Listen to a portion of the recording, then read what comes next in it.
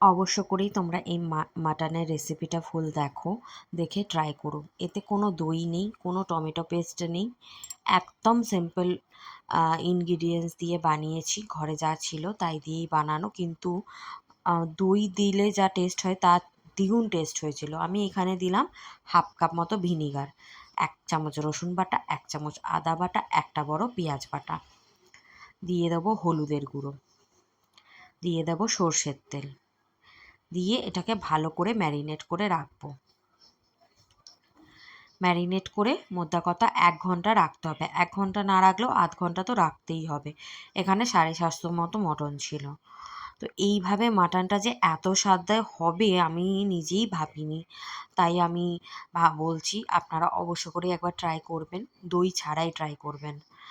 এইটা ভালো করে কষিয়ে মাখিয়ে রেখে দিয়েছিলাম, এই চর্বিটা পেয়েছিলাম, তাই অল্প তেল ব্যবহার করছি। পুরোটা আমি কুকারেই করব, আর কড়ার ব্যবহার করব না। এখানে সর্ষের তেল গরম করে নিয়েছি, আর 750 মাটনের জন্য পেঁয়াজ বাটা দিয়েছি একটা, আর এখানে 4টে পেঁয়াজ কুচিয়ে নিয়েছি মাঝারি সাইজের।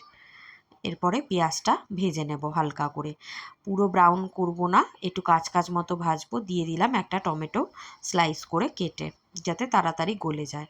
একটু সামান্য লবণ দিয়েছিলাম আর চিনি, যেটা স্কিপ হয়ে গেছে ভিডিও নিতে। এরপরে ফ্যাটগুলো আগে দিয়ে দিচ্ছি, এরপরে ম্যারিনেট করা পুরো মাংসটাই অ্যাড করে দিতে হবে, দিয়ে কষিয়ে নিতে হবে। আমি এক হাতে ভিডিওটা করছি তাই একটু অসুবিধা হচ্ছে, কারণ আমার ট্রাইপডটা খুঁজে পাচ্ছিলাম না। আর এখানে নিয়েছি হচ্ছে ধনের গুঁড়ো, জিরের গুঁড়ো, লঙ্কার গুঁড়ো, গোলমরিচের গুঁড়ো, আর গরম মশলা গুঁড়ো, আর হলুদের গুঁড়ো। সব সেম কোয়ান্টিটিতে নিয়েছি, শুধু গরম মশলা গুঁড়ো হাফ চামচ আর গোলমরিচের গুঁড়ো হাফ চামচ দিয়েছিলাম। দিয়ে দিলাম লবণ, দিয়ে এটাকে ভালো করে কষাতে থাকবো।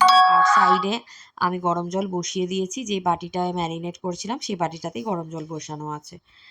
এরপরে গরম জলটা অ্যাড করে দেবো। আলু ছাড়াই শুধুমাত্র মাটন কষা করছি, যেটা পোলাও দিয়ে, ফ্রাইড রাইস দিয়ে, ভাত দিয়ে, লুচি পরোটা সব দিয়েই অসাধারণ লাগবে।